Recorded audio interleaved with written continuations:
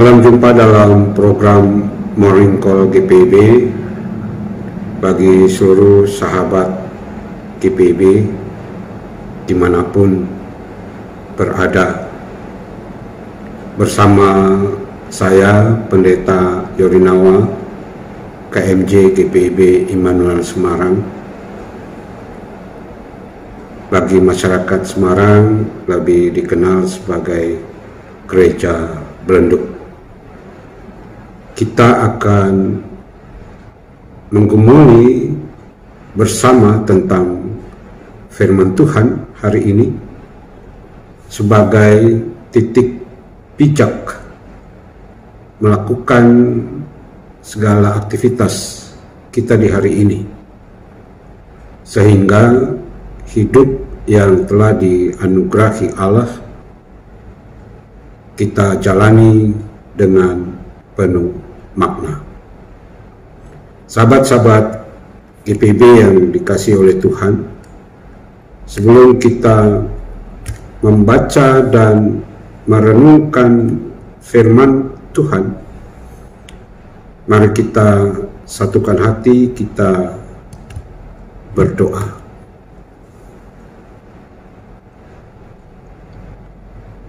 Ya Tuhan, ya Bapa, Engkaulah Allah kami, Engkaulah Allah yang baik, Engkaulah pemelihara jiwa kami. Kami datang kepadamu ya Tuhan ya Bapa, untuk memampukan kami terus meninggikan namamu di hari baru khususnya yang telah Engkau anugerahkan bagi kami. Untuk itu kami hendak mengawali segala aktivitas kami melalui sapaan firman. Pimpin dan bimbinglah kami dalam Roh Kudus. Amin. Sahabat-sahabat GPIB yang dikasihi Tuhan, pembacaan Alkitab pada hari ini terambil dari kitab Maleakhi pasal 3 ayat yang ke-6 sampai ayatnya yang ke-9. Kitab Maleakhi pasal 3 ayat 6 sampai ayat 9 yang menyatakan demikian: bahwasanya aku Tuhan tidak berubah, dan kamu Bani Yakub tidak akan lenyap. Sejak zaman nenek moyangmu kamu telah menyimpang dari ketetapanku dan tidak memeliharanya. Kembalilah kepadaku, maka aku akan kembali kepadamu. Firman Tuhan semesta alam. Tetapi kamu berkata, dengan cara bagaimanakah kami harus kembali? Bolehkah manusia menipu Allah? Namun kamu menipu aku. Tetapi kamu berkata, dengan cara bagaimanakah kami menipu engkau? Mengenai persembahan, persepuluhan, dan persembahan khusus. Kamu telah kena kutuk, tetapi kamu masih menipu aku, ya, kamu seluruh bangsa. Demikianlah sabda Tuhan. Yang berbahagia kita yang melakukannya di dalam kehidupan beriman hari lepas hari. Sahabat-sahabat GPIB yang dikasihi oleh Tuhan, melalui teks bacaan kita tadi, kita akan menemukan dua sikap Allah di tengah konteks pemberontakan atau perlawanan umat Israel terhadap Allah. Sikap pertama, di sana dinyatakan bahwa Allah tidak berubah. Tidak berubah tentu terkait dengan janji-janjinya dan juga rencananya bagi umat ataupun bagi setiap orang yang bersandar kepadanya. Sekalipun Israel mengecewakan Allah dengan berbagai bentuk perlawanan atau pemberontakannya, tapi Allah tetap memelihara kehidupan umatnya. Allah tetap memberikan pertolongan-pertolongannya. Bahkan Allah terus mencurahkan berkat-berkat kepada umatnya sesuai dengan janjinya. Hanya saja setiap tindakan dan karya Allah itu haruslah dibangun dengan persepsi yang tepat. Artinya bukan dibangun berdasarkan keinginan atau selera umat. Demikianlah juga dengan kita.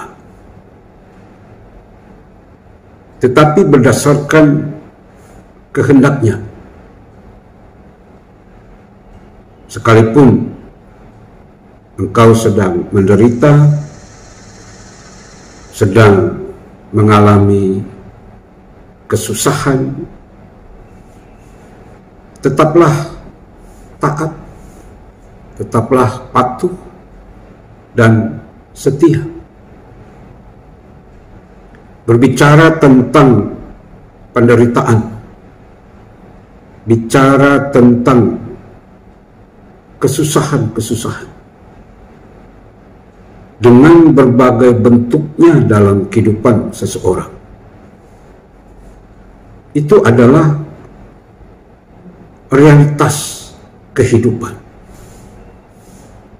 yang harus dihadapi dan dijalani.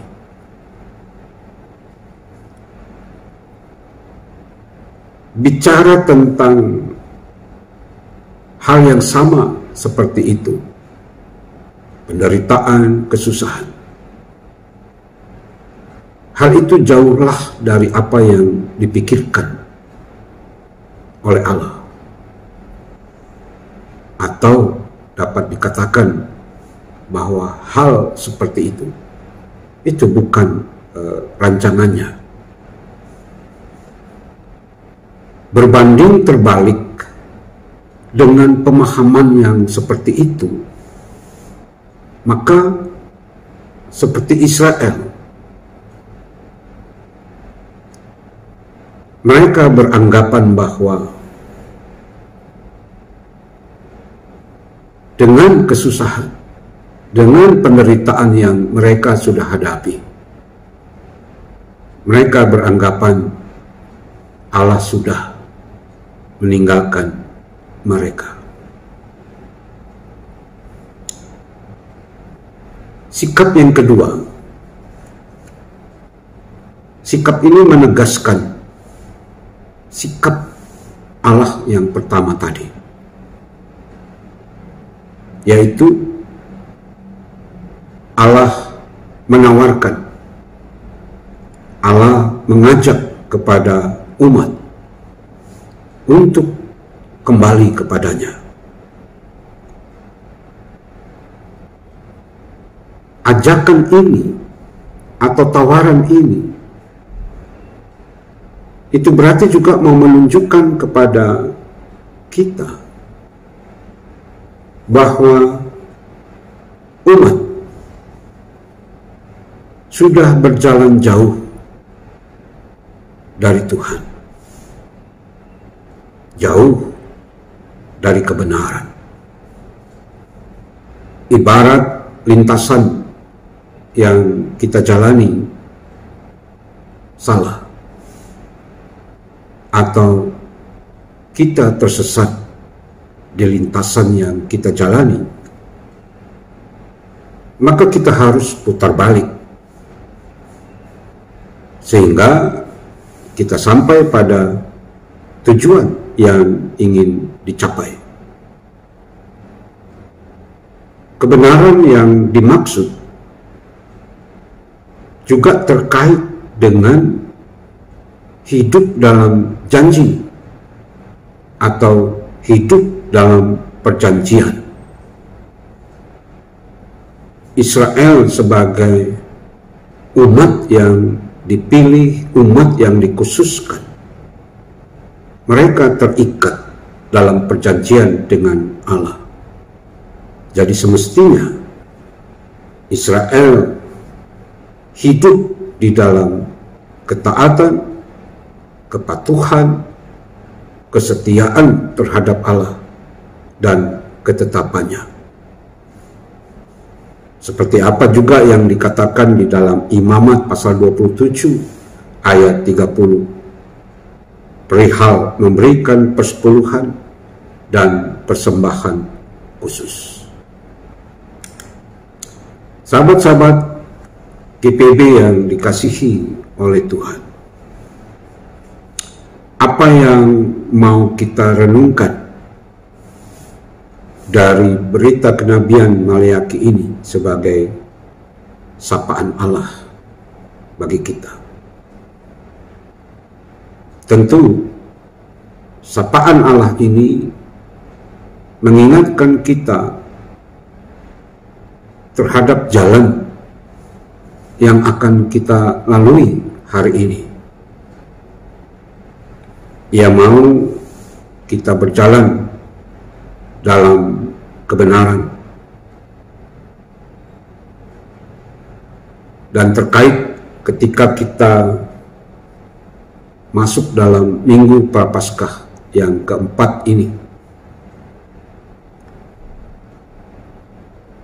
berbicara tentang penderitaan Kristus, hendaknya kita pahami sebagai pijakan untuk memilih jalan putar balik yang mengarah kepada Dia. Dan penderitaan Kristus adalah wujud nyata kasih Allah seluas dunia ini yang tidak pernah berhenti. Di lintasan waktu, Dia tidak berubah untuk memberikan hidup dan tetap eksis di kehidupan umat, di kehidupan semua orang yang bersandar pada kuasa Allah dan di bawah pimpinan Roh Kudus. Jadi,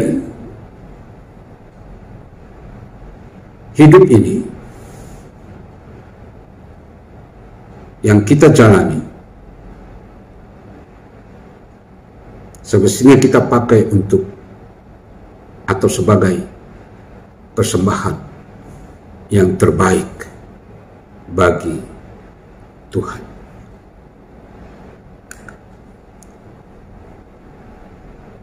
Amin. Sahabat-sahabat GPB, mari kita naikkan doa kita di hari ini. Mari kita berdoa. Ya Tuhan, ya Bapa, terima kasih atas sapaan melalui firman yang telah kami baca dan kami renungkan. Mampukan kami ya Tuhan, ya Bapa, agar kami dapat menjalani hidup di hari ini di dalam kebenaran Tuhan. Apapun persoalan yang akan kami hadapi, apapun pergumulan yang sedang kami hadapi, biarlah kami tetap setia, taat, dan patuh kepadamu. Berikanlah kami kekuatan untuk itu. Ya Tuhan ya Bapa, kami menyerahkan segala aktivitas kami di hari ini. Bahkan ketika kami keluar dari rumah kami, biarlah Engkau berkenan memimpin, menyertai dan menolong kami. Terima kasih ya Tuhan ya Bapa, di dalam Yesus Kristus kami berdoa. Amin. Sahabat-sahabat GPB yang terkasih di dalam Tuhan, selamat beraktivitas dan kehidupan saudara dipenuhi sukacita dan penuh dengan kedamaian. Tuhan memberkati, sampai jumpa kembali.